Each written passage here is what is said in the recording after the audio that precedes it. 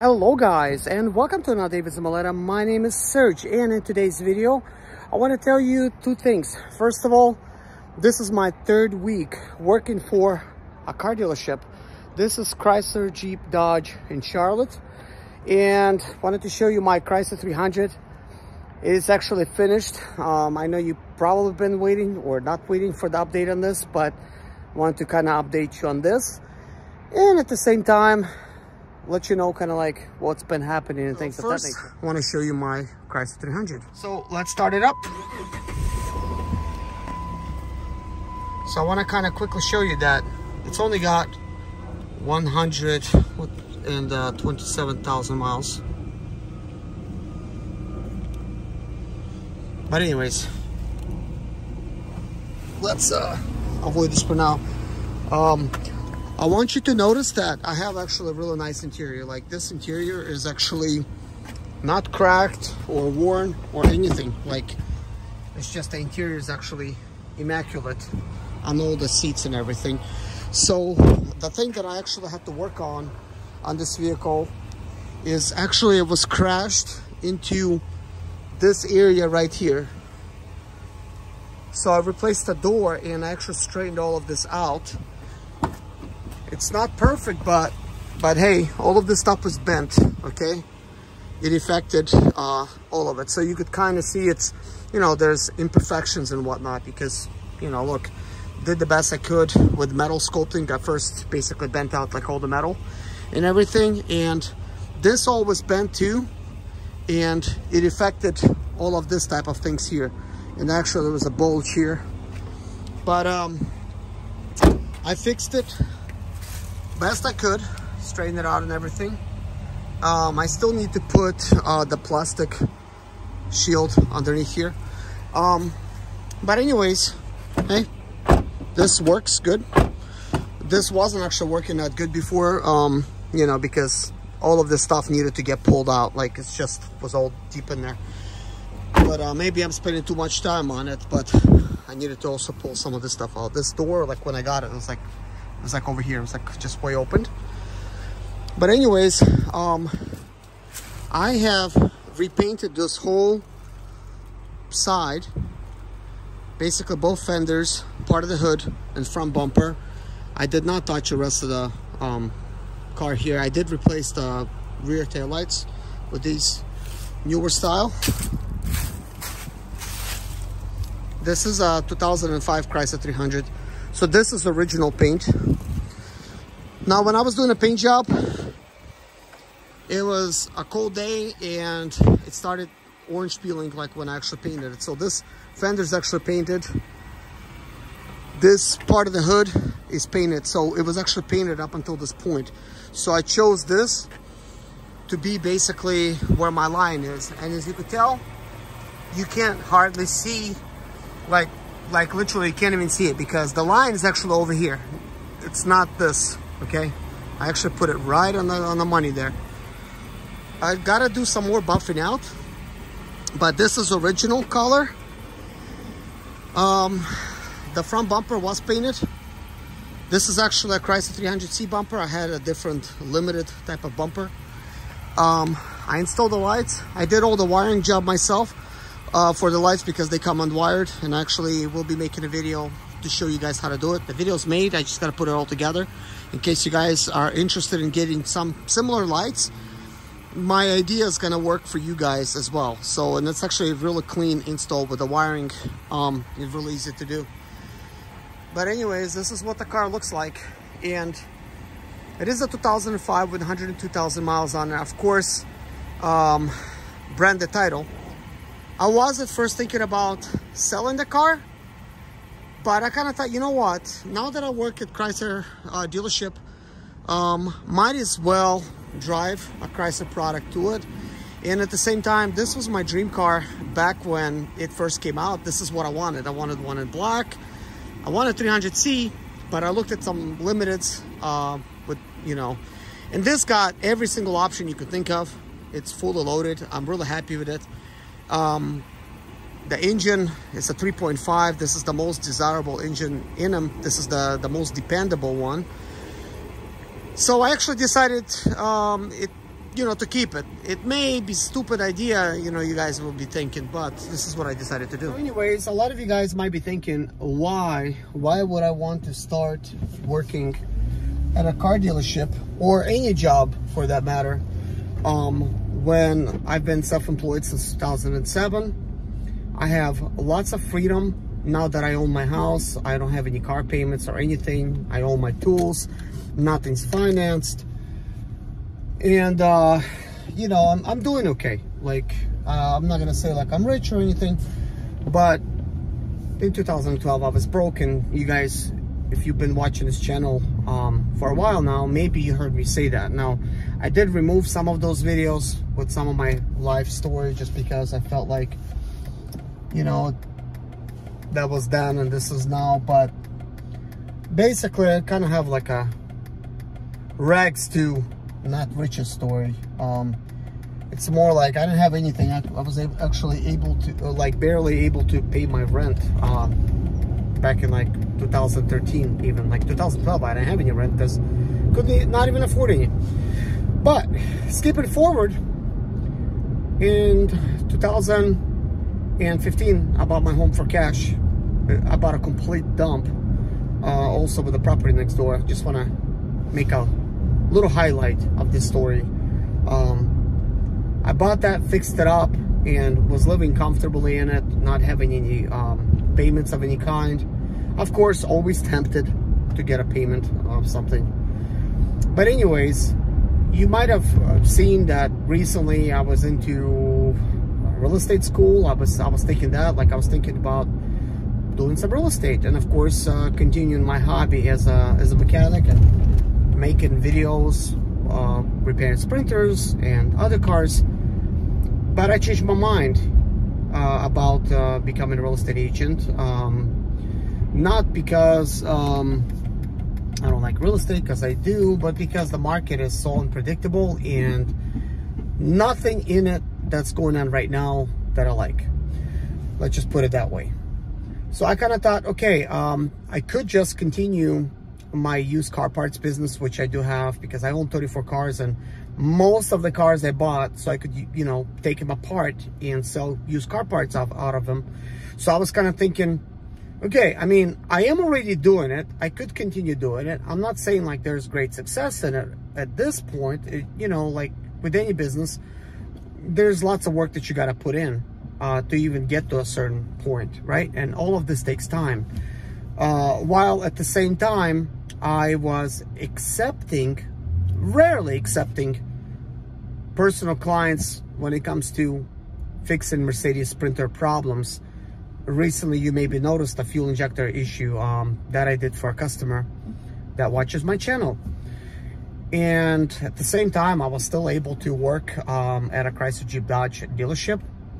And we start off here at 8 o'clock. Of course, I'm always there usually at 7:30.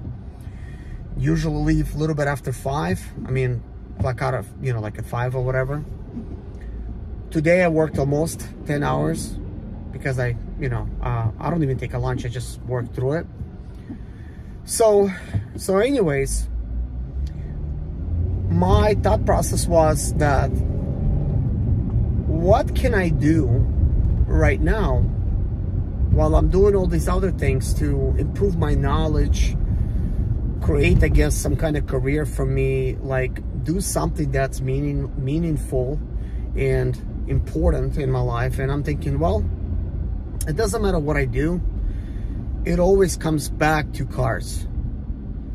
So I'm thinking, okay, well, maybe fix some of the cars that I have and flip them, and that's where this car came in. And you guys seen the videos, and I told you guys that, you know, I don't think this car is gonna sell for a lot of money, but I think it's a really reliable car. It's a really good car to use, and I'm really happy with the car. Like, I like everything about it, like seriously. So I'm thinking, like, why not just keep it? You know, so I'm gonna do that and just drive. Like, this is gonna be just like my workhorse. Next, I want to tell you about the decision of working at a car dealership and what else I'm doing alongside with that. So I was thinking that how can I further improve my knowledge and become an actual service technician, not just a mechanic. Because technically, they say like if we would say like we're mechanics as a service technician, that's kind of like a downgrade for some reason. I don't know why. If anybody knows, explain. Because I thought mechanics, service technician is the same thing, but turns out not so much. I guess service technicians is somehow valued higher. Maybe because you get all this training and stuff, which is something that you don't get when you're doing DIY style stuff. But anyways, I thought about getting hired at a car dealership so that I could further improve my skills. And naturally, I thought Mercedes dealership, because I've been working on all these printers. I will understand how to work on them, and naturally I will be able to evolve and just become even better at what I do. So that was my first initial thought process. Then what I ended up doing is I went to a Mercedes dealership, and I talked to them. They received me like really good, I would say. The guy that I talked to that hires mechanics, he says that he would definitely hire me, but he says that I would have to go through this funnel, I guess. I need to apply on Penske's website, out of all places, because they own this Mercedes dealership and many others. And they said like they would need to check like everything, all kinds of back, like, you know, like he made it look like it's, you know. But anyways, he was like, yeah, we need 2 service technicians. We got like 2 bays open or whatever. So he said, yeah, like I would definitely hire you, you know. So, but what I heard was like, no, I'm not gonna hire you. I don't know why. Like, it's just like when I guess I like instant gratification, because I thought, I mean, really, like, is it really how it works? Like, I gotta go through this website funnel. Somehow he cannot override it. It felt more like an excuse that they like to use not to hire somebody that they think may or may not qualify, and they think maybe it could slip through the cracks, and then we'll decide, you know. But anyways, what did I do next? I'm like, well, I want to know like immediately, because I actually asked him how long does it take, and he says could be like a few months, sometimes it's like 3 weeks. I'm thinking that's just kind of too long to sit there on my hands, wait, not know. I just don't like that. Last time I was employed was 2007. Any job that I had in the past, I like, even when I turned in my application, like I would call them, hey, did somebody look at my application? You know, blah, blah, blah. Oh, no, they haven't. I keep calling back. I was persistent. And I'm thinking, I need to continue being persistent. Sure, we have new technology and new ways of doing things, but persistent is still key. So guess what I did? I went right across the street to Chrysler Jeep Dodge. I'm not saying that would be my second choice. It's just, I think that Chrysler Jeep Dodge is a really good place to work for. It's just the fact that I dealt with a lot of Mercedes vehicles, being Mercedes diesel sprinters. I kind of naturally thought that, hey, why not expand that knowledge to other Mercedes makes and models? And of course get even more experience when it comes to doing sprinters. But anyways, I went to Chrysler Jeep Dodge. I talked to the manager there that hires people. Immediately, like seriously, like, let me tell you, you're gonna be guys like stoked.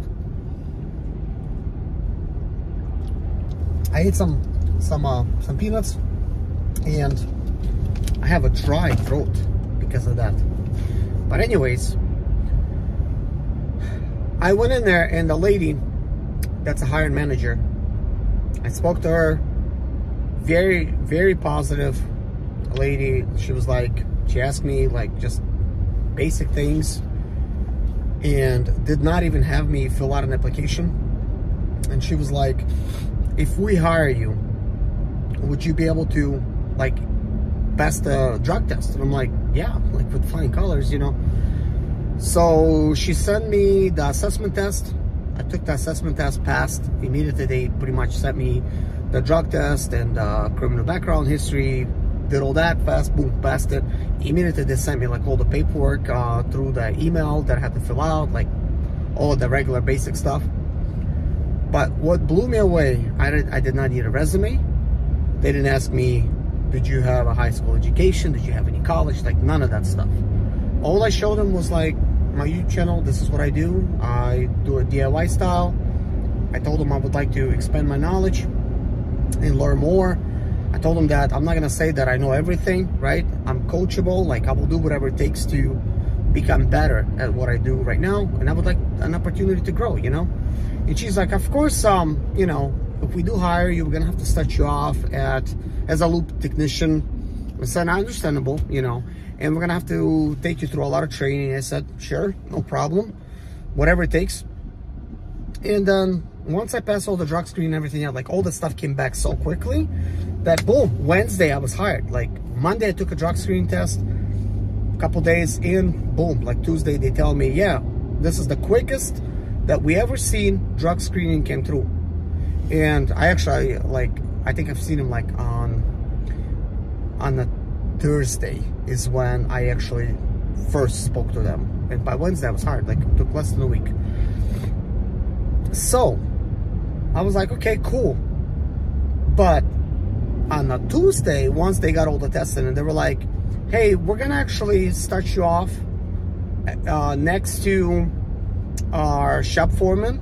We're gonna give you a bay next to him, and basically, like, I mean, they didn't say I'm gonna be his apprentice, but it's, you know, technically I would be his apprentice, kind of.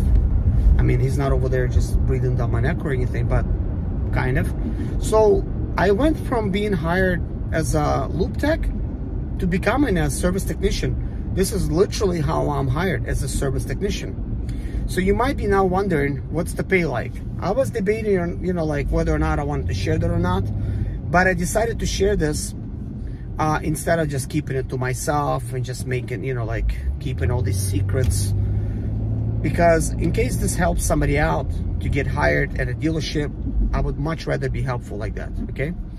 And you could also make a decision whether or not this is acceptable pay for you, or maybe this is not enough.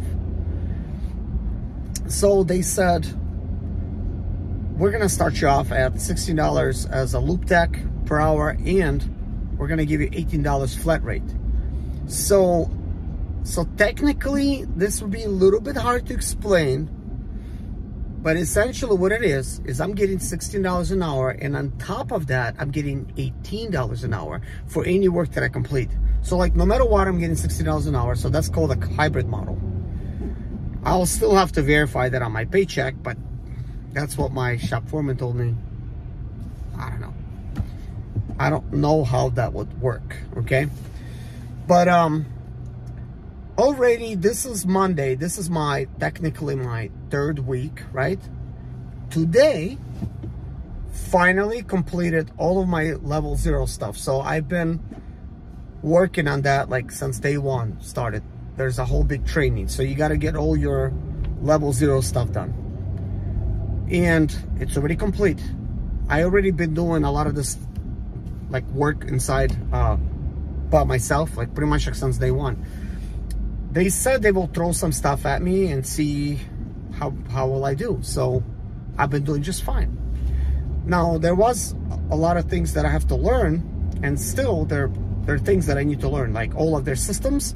And I got the hang of it. I got a lot of different passwords, a lot of different logins, and all of these type of things.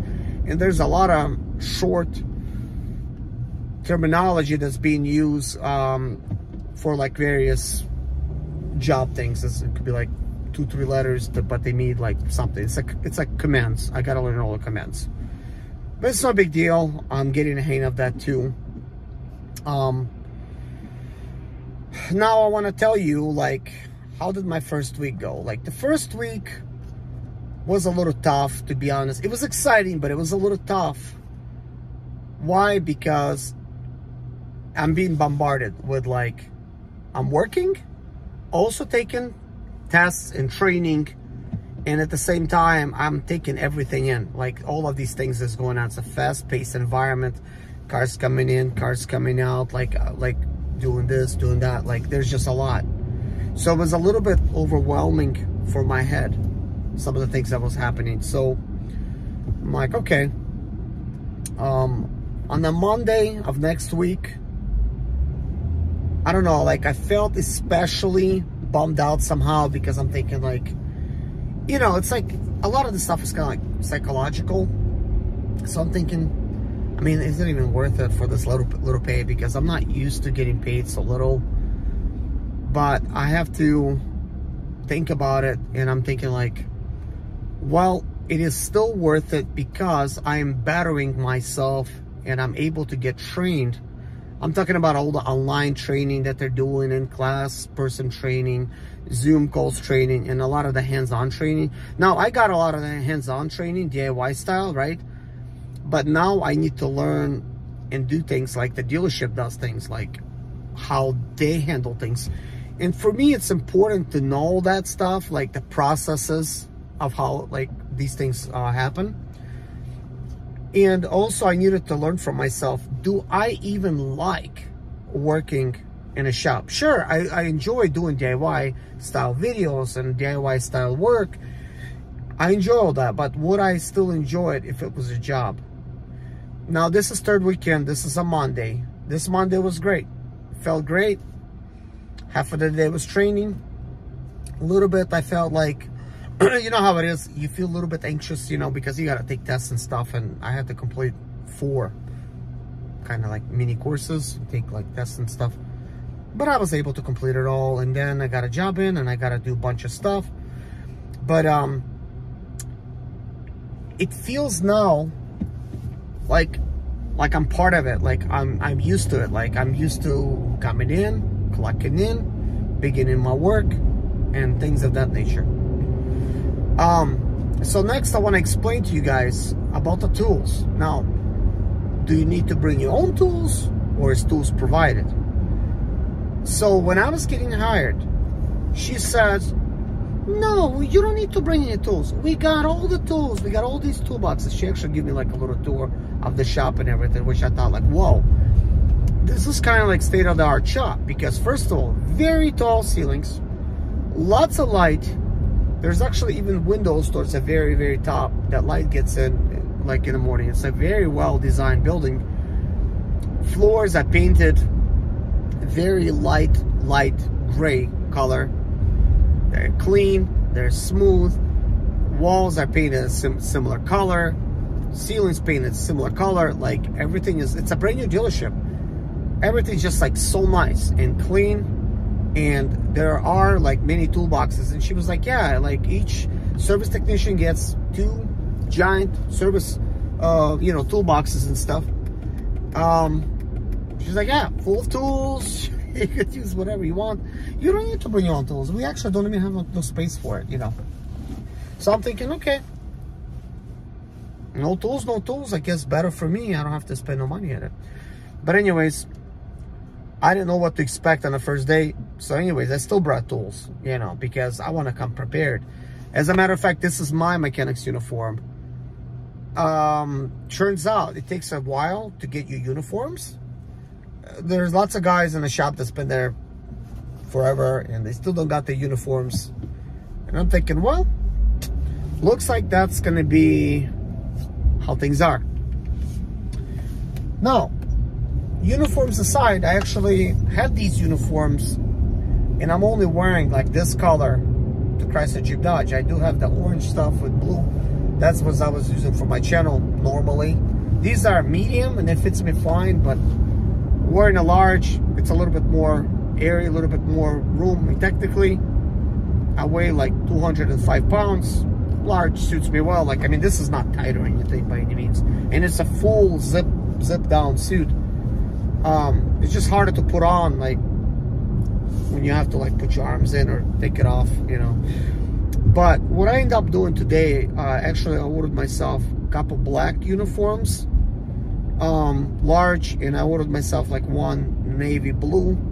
I just want to try it out, see like how they fit and stuff like that, because I want something darker. I want something this color or black. I would like black, so I ordered like 2 black, but one of them, it was interesting. It said like something that military uses, maybe for their mechanics, I don't know. Seemed like a mechanic uniform, but some kind of military style. So it's a navy blue, so I got it. And anyways, uniforms aside, No, the toolboxes did not have any tools in them.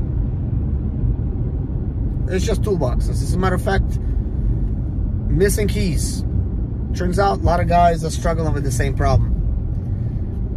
Tools, they put their own tools in their toolboxes, but can't even lock them because there's no keys. And some guys end up finding some of the keys, sometimes somewhere inside of the toolbox or outside, you know, they'll end up finding some. But not me, I'm not able to really get any keys.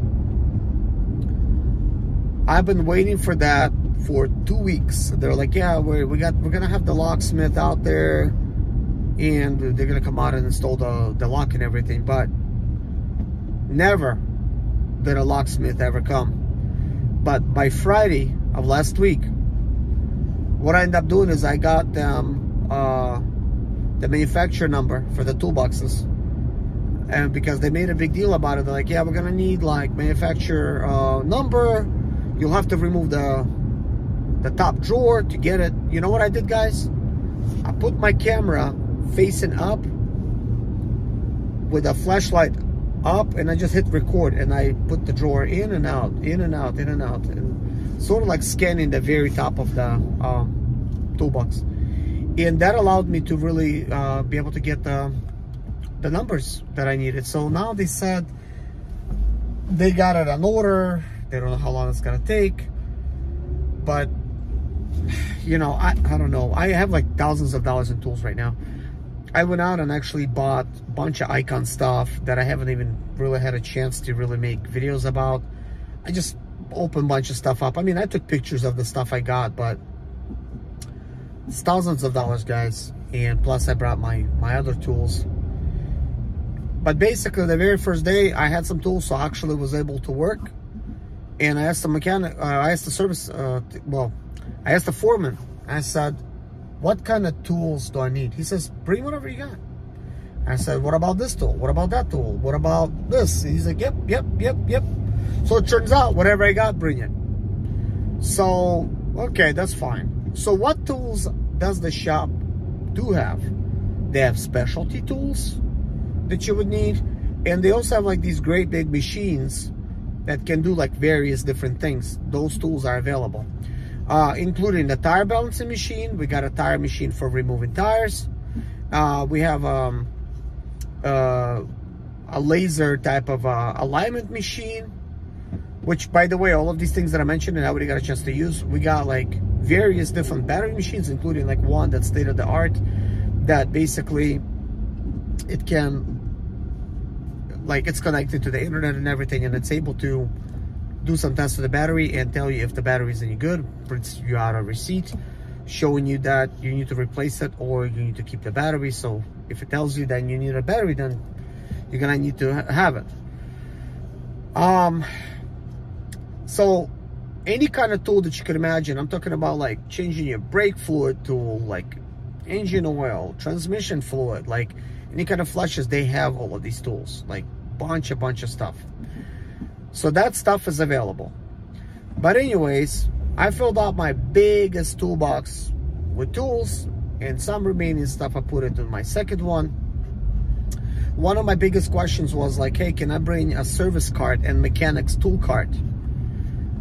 I got mixed answers about it, but turns out every single mechanic, well, every single service technician has one, because mechanic, service cart, well, tool cart and a service cart, it's kind of important to have, because, you know, you wheel stuff. Let's say like a service cart can be used for taking all the way to the parts department and getting a bunch of parts for your car, and you put all that in the service cart and you roll it out.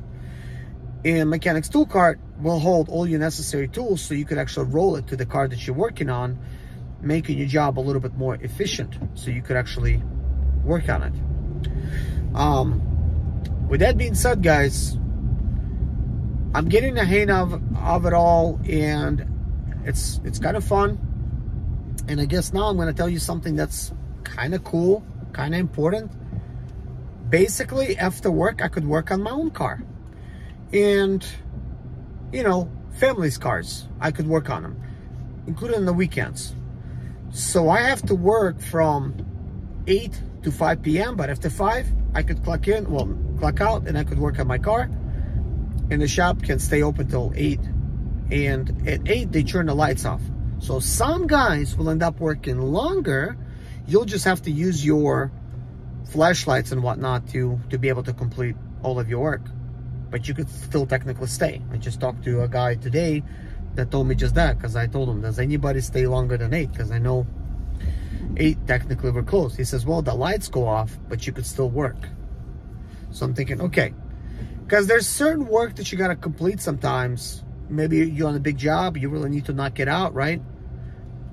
Maybe you want to go ahead and finish it before you leave home, because maybe tomorrow you have something else planned, you know. Or if you put your car up there, you got to really get your car off the lift so you could continue working tomorrow. So you're going to have to stay late.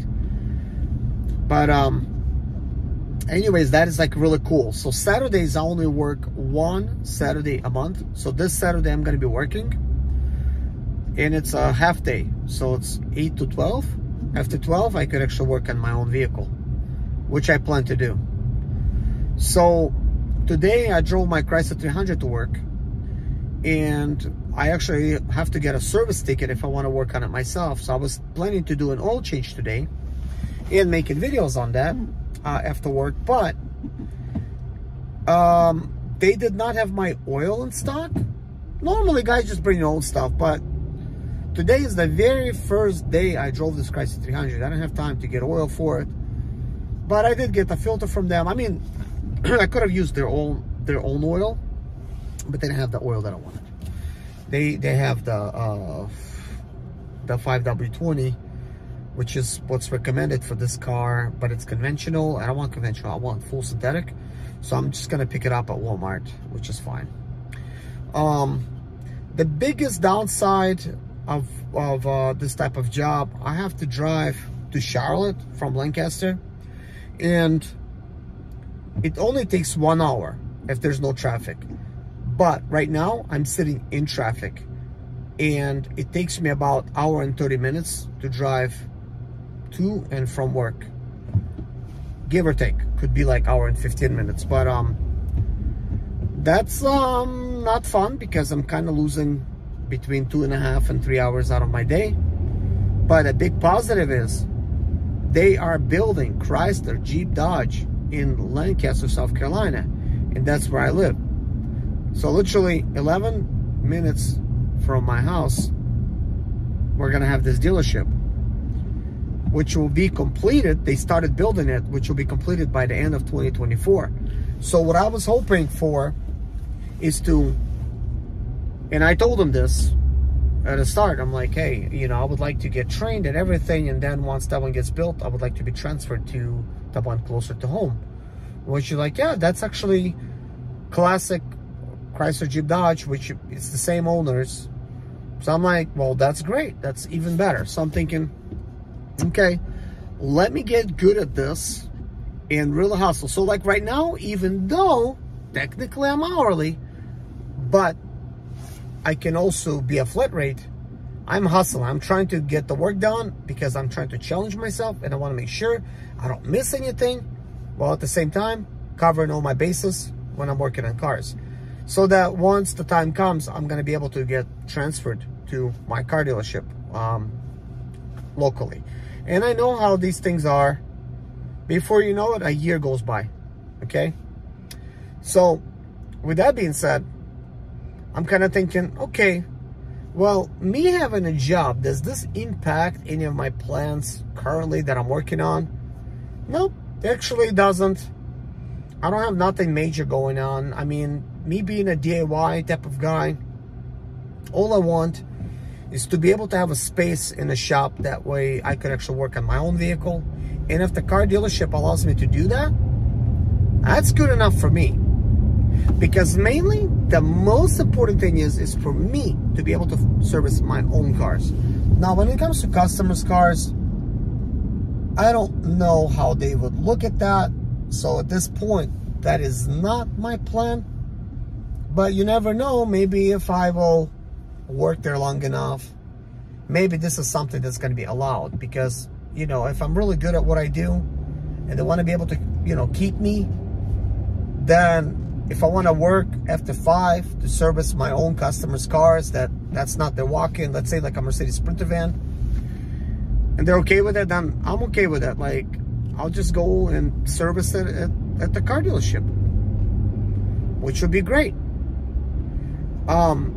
It's just every single vehicle that I do there, I got to do a service ticket on it, make sure that it's got an RO number, and then I begin work. So like, that's for liability reasons. So like, in any case, any car I work on, that's what happens.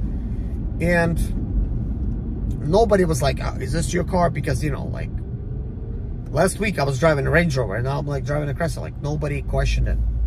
So I'm thinking, some of the cars that I'll be fixing and flipping, I could just service it here, just flip it. And that's already good enough for me. Because moving forward, this is what I wanted to talk to you guys about. So I plan to buy, fix, and flip cars. As you guys know, a while ago, I got my car dealership certificate. I passed the, I took a class, but it never expires in South Carolina. At least that's what I was told. Now, if I have to take a class again, that's fine. It's just one-day class, that's it. In either case, it's probably a good idea to take it again, just to be updated on all the new regulations and whatnot. But I'm thinking about just becoming a wholesale type of dealer to get the wholesale license. What this will allow me to do is to still be able to buy cars, like personal cars, let's say like on Craigslist or something that, like Facebook Marketplace, that maybe need service done. I'll just buy them, put plates on them, drive them to the dealership, and then do all the necessary work after work. Each day that I come in, I do a little bit, I do a little bit, I do a little bit, and I can just plan ahead. And I think I'll be like way more productive in being able to get those things done. So that's what I'm thinking about doing. So I'm thinking, okay, that would be great, because all I want to do is at least be able to sell 5 cars, like personal cars, per year. Now, if I want to sell more than that, some of the cars I could just buy with my wholesaler license. If I know I could just buy it and flip it maybe at the auction very quickly, I could do that.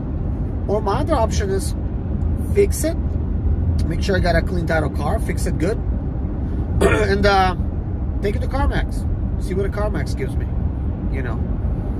And that may be another way for me to make money, because I would like to make money on the side. I always like to hustle.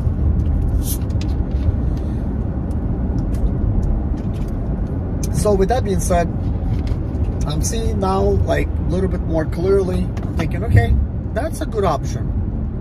On top of that, if let's say I want to work on the weekend at home on my own projects, I could do that. Like whatever I need to do, like we got stuff we got to do at home. So I'll have, for the most part, 3 Saturdays out of the month and 4 Sundays to do whatever I want and whatever I got to do like after work. So I will still have that. So it's going to be a huge benefit for me that I'll be able to only work till 5 and just go home, to do those things. And if the dealership is kind of close, I'll be able to just, quickly go home and take care of what I got to take care of, or maybe stop by somewhere, on the way home, before it gets dark. So I just think that's a good option. So yeah, like this is kind of things that I wanted to think about,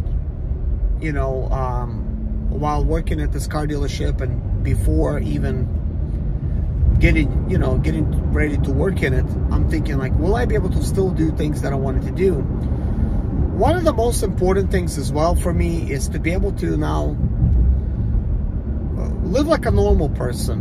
What do I mean by that? Go to sleep on time, wake up on time. So I gotta wake up like 6 o'clock in the morning now, because I know I got an hour and 15 to hour and 30 minute drive now. So I'll wake up 2 hours in advance, so that 30 minutes could be for me, and then an hour and 30 minutes could be extra, just in case. So that seemed to be working out for now. Usually I'm able to get there within an hour. If I leave at like 5:30 or slightly less, I'm able to get to work, 7:30 or something, or sometimes just like a little bit more earlier, a little bit more later, you know, depending on how it goes. I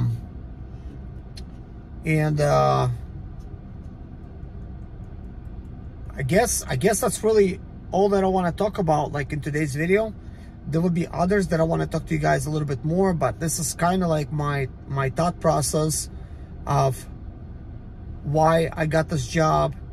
And you know, I guess in other videos I will expand more on that. And I guess lastly, before I go, at this point, technically, I'm not making any videos at work because I just don't think it's gonna be like that appropriate, like kind of like my YouTube style videos. But I do make occasional videos, like of just like different things that's going on in the shop, just like sort of like to make notes for myself of things that's going on, and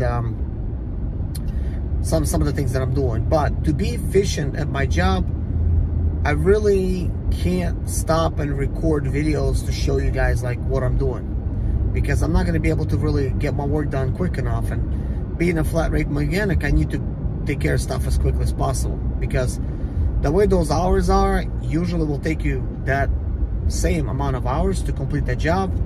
And if you're taking it long, if it takes you longer to do that, then it means you just cut your pay, you know, like you're not going to get paid as much, you know, per hour, because it's taking you longer to do. So I want to make sure that I'm efficient, and I've already done things to be efficient as I'm working, and I'm learning to be more efficient. But when I am working on cars after work, however, like after 5, I'll set up a tripod and I'll be happy to explain some stuff. And I think that's going to be enough. It's good light in there. I'll still be able to show everything, what I'm doing.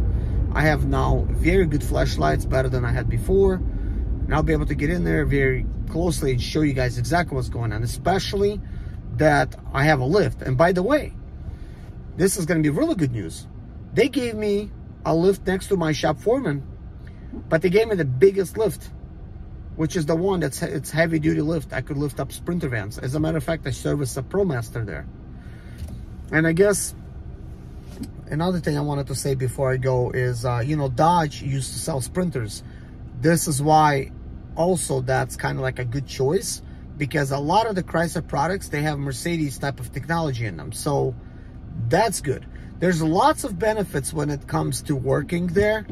And also there's ZF transmissions.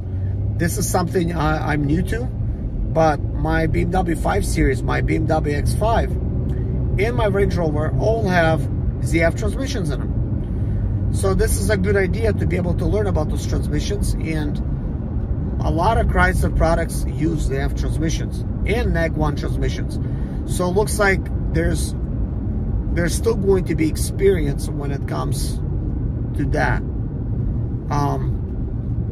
But anyways, thank you guys so much for watching. I'm going to start posting a little bit more often now. I just wanted to get the stuff out of the way. That, you know how the first week goes, guys. Well, first 2 weeks. There's just been a lot of stuff going on. Plus, on top of it, I had to go home and paint my Chrysler, put stuff together. You know, there's just been a lot of stuff going on. But anyways, guys, I'll talk to you in future videos. And let me know if there's anything that you would want to find out about. I'm happy to share any details. I'll talk to you guys later. Good luck. Subscribe if you haven't already, and please hit a like on this video. Bye-bye.